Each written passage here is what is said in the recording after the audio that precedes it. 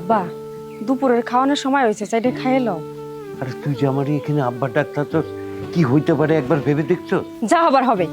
তুমি আমার চোখের সামনে দিয়ে 24টা ঘন্টা ঘুরঘুর করো, আমি তোমার কোনো আদর করতে পারি না, সেবা যত্ন করতে পারি না। তাই এখন তো কেউ নাই, তুমি ভাত করে খাইয়ে লও। এক কাজ কর, তুই প্লেটটা আমার হাতে দিয়ে তুই তাড়াতাড়ি চলে যা, কেউ দেখে ফেলতে পারে। না বাবা, আজ আমি তোমাকে নিজের হাতে খাওয়াই দিব, বসো এখানে।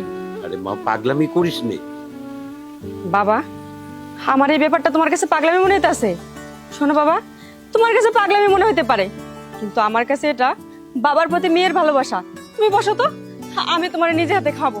বসো, ধরো প্লেটটা।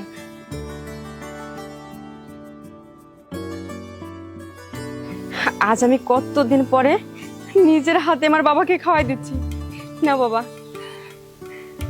মারে, আমার খুব ভয় করতেছে। আমার মনে হয় তুই এবার কোনো ঝামেলা না পাকায় ছাড়বি না। শোনো বাবা, যা হবার হইব, ওইগুলা নিয়ে আমি কোনো পরোয়া করি না।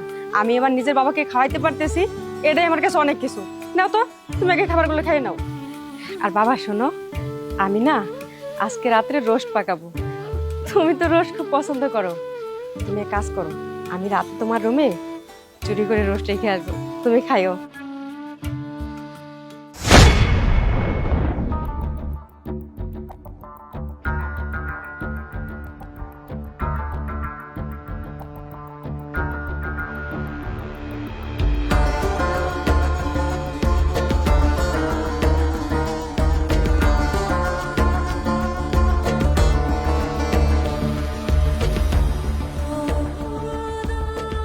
মারে, তুই একটু তাড়াতাড়ি চলে যা, কেউ দেখে ফেলতে পারে। বুঝছে বুঝছে। আচ্ছা বাবা, আমি আসি।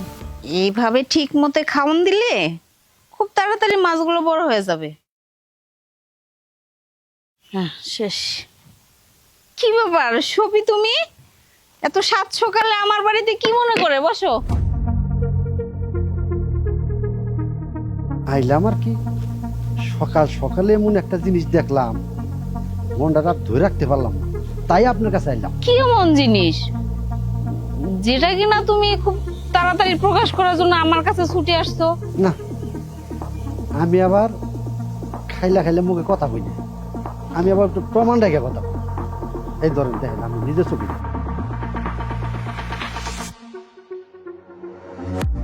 এ কি, এটা তো আমার বাড়ির দারোয়ান, আর দারোয়ানের সাথে বৌমা কি করছে? এখনো বুঝেন নাই, ওই দারোয়ানের সাথে আপনার ছেলের বউ সম্পর্ক। সবই মুখ সামলিয়ে কথা বলো। আমার ছেলের বউ এমন ধরনের কাজ করতেই পারে না। জানতাম আমি, বিশ্বাস করবেন না, এই কারণে আমি প্রমাণ সহ নিয়ে আইছি। আর আপনাকে যদি কোনো অসুবিধা না হয় তাইলে আমার অসুবিধা নাই। আর গাছের ফল পাখিও খাইবে, মালিকেও খাবো। সবই, তোমার এই প্রমাণ যদি সত্যি হয় তাহলে আমি এই বাড়ির থেকে ওরে তাড়াবো। আর যদি এই প্রমাণ মিথ্যে হয় তোমার কি হাল করব ভেবে দেখেছো তুমি? আরে আমার হাল যা আবার তাই হবো, ওই নষ্ট মেয়েরে বাড়ির থেকে তারাই দেয়, আর আমার মেয়া আপনার ঘরে আনে। খাপে খাপ ময়নার বাপ। দাঁড়াও বৌমা, জি আম্মা। মানে অনেকদিন যাবত হয় দারোয়ানটাকে কিছু ভালো মন্দ খেতে দেওয়া হয় না, তাই বলছি যে আজকে যে গরুর মাংস রান্না করা হয়েছে ওইখান থেকে কিছুটা মাংস দারোয়ানকে গিয়ে দিয়ে এসো। সত্যি কইতেছেন আম্মা?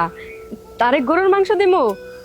আম্মা বলছিলাম কি, গরুর মাংসের সাথে আর একটু পায়েসও তো আছে, ওইটুকু দিয়ে দেই। আচ্ছা, দিয়ে দিও, সমস্যা নেই, দিয়ে এসো তুমি। ঠিক আছে আম্মা, আমি এখনই যাইতেছি।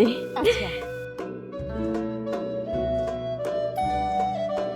এই তো সুযোগ, তুমি যাও, আমি পিছন পিছন আসছি, দেখি কতটা সত্য আর কতটা মিথ্যা। আব্বা, ছাড় ছাড়, কেউ দেখে ফেলবে তো। আরে আরে আব্বা শোনো, একটা খুশির সংবাদ আছে। কি খুশির সংবাদ? আমার শাশুড়ি, যে কিনা কোনোদিন কাজের লোকদের কোনো ভালো মন্দ খাইতে দিতে চাইতো না, সে কি করছে জানো? আজ তোমাকে গরুর মাংস খাইতে দিতে বলছে। আর আমি সাথে আর একটু পায়েস আছে, সেই পায়েসও তোমারে খাইতে দেবো আব্বা। তুমি এনে থাকো, আমি তোমার লাগে খাওয়ান নিয়ে আইতাছি। চমৎকার, সামান্য একজন দারোয়ানের মেয়ে চৌধুরী বাড়ির বউ। সি সি সি সি সি, এই চৌধুরী বাড়ির মান সম্মান যা ছিল সব ধুলোয় মিশে গেছে। এত বড় একটা মিথ্যে কথা, এই কথাটা কেন গোপন করা হয়েছে? ম্যাডাম, আমার মেয়েটারে ভুল বুঝবেন না আপনি। কি ব্যাপার মা, এখানে কি হচ্ছে? কি আর হবে, এই যে তোর গুণধর বউ, যাকে কিনা তুই ভালোবেসে আমার বাড়ির বউ করে নিয়ে আসছিস, সে আর কেউ না, সামান্য দুপোষার দারোয়ানের মেয়ে। হোয়াট? হ্যাঁ, তুমি এটা কি বলছো মা? কেন মিথ্যে মনে হচ্ছে? সামনেই তো আছে, জিজ্ঞেস কর। লতা, মা যা বলতেছে তা কি ঠিক? ইয়ে মানে আমি বলতেছি, তোমার সাথে আমার সম্পর্ক হওয়ার পরে আমাকে যখন বিয়ে করে তুমি এ বাড়িতে নিয়ে আসো, আর আসার পরেই দেখি আমার বাবা তোমাদের বাড়ির দারোয়ান।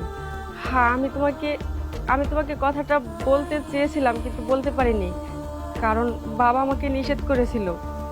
আমার এই কথাটা যদি তুমি জানতে পারো, আর তখন যদি আমাদের সম্পর্কটা ভেঙে যায়, তাই সম্পর্কটা অটুট থাকুক এটা ভেবেই বাবা আমাকে কথাটা বলতে দেয়নি। আমার বাবা আমার চোখের সামনে এই বাড়িতে 24টা ঘন্টা ঘুরঘুর করে, কষ্ট করে, পরিশ্রম করে। আমি মেয়ে হয়েও বাবার কোনো সেবা যত্ন করতে পারি না, তার কোনো আদর আপ্যায়ন করতে পারি না। আমার না এসব থেকে খুব কষ্ট হয়। আমার বাবাকে আমি মন খুলে একটা ডাকও দিতে পারি না।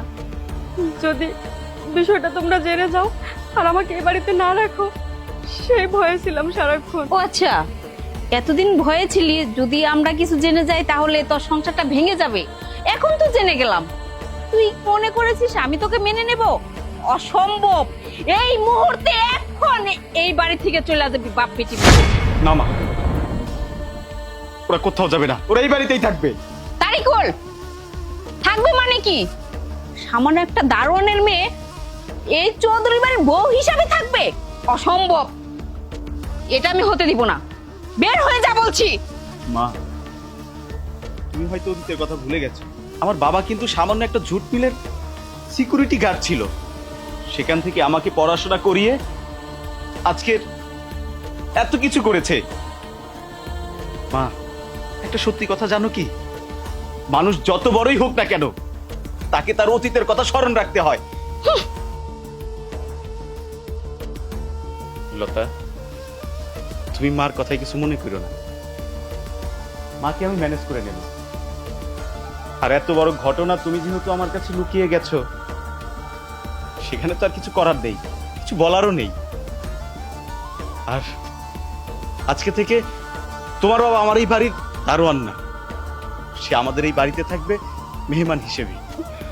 বাবা, ভেতরে চলুন।